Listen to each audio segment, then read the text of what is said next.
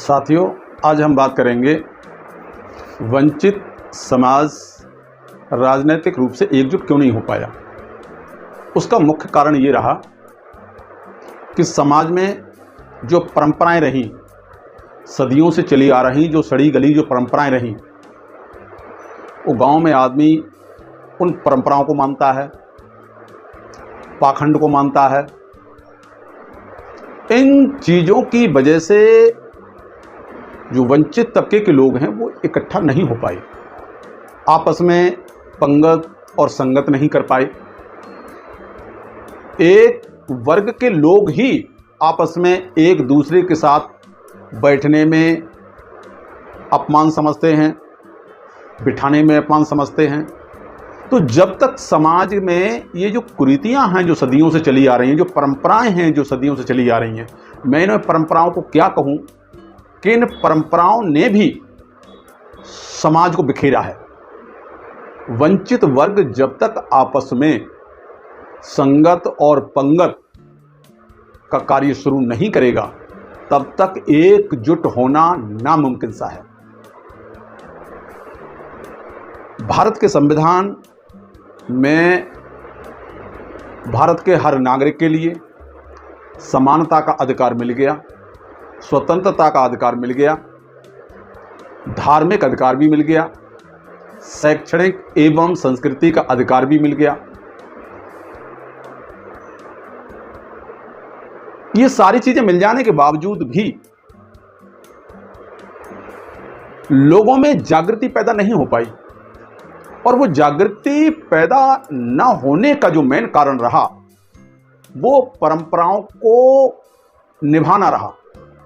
जब तक उन परंपराओं को ये वंचित वर्ग के लोग तोड़ेंगे नहीं, तब तक एकजुटता होना बड़ा मुश्किल है। जब तक आपस में पंगत और संगत चालू नहीं करेंगे वंचित वर्ग के लोग, तब तक एकजुटता होना बहुत मुश्किल है। इसलिए जो पीछे हुआ वो हुआ, लेकिन अब अपने हक, इंसाफ और सम्मान के लिए आपस में भाईचारा पैदा करना होगा, और भाईचारा बिना पंगत और संगत के पैदा नहीं हो सकता। तो सामाजिक रूप से एकजुट होना पड़ेगा, सामाजिक रूप से आपस में खान और पान शुरू करना पड़ेगा, तभी एकजुट हो सकते हैं।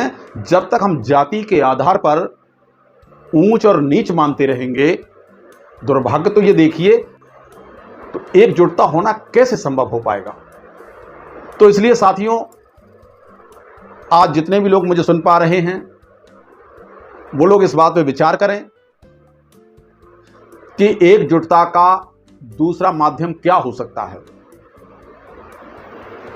बिना संगत और पंगत के। तो मैं बार बार वही जोर दे रहा हूं, मैं अभी 3 चीजों की बात नहीं कर रहा, हालांकि मुझे 3 चीजों की बात करनी चाहिए, रोटी और बेटी और संगत की भी बात करनी चाहिए, लेकिन मैं अभी बेटी की बात नहीं कर रहा, मैं तो अभी संगत और पंगत की बात कर रहा हूं।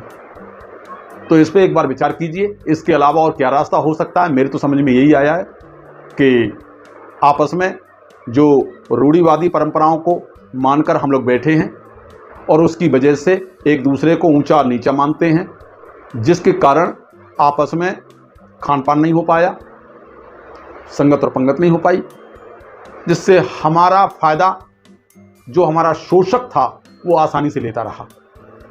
तो आज के लिए बस इतना ही।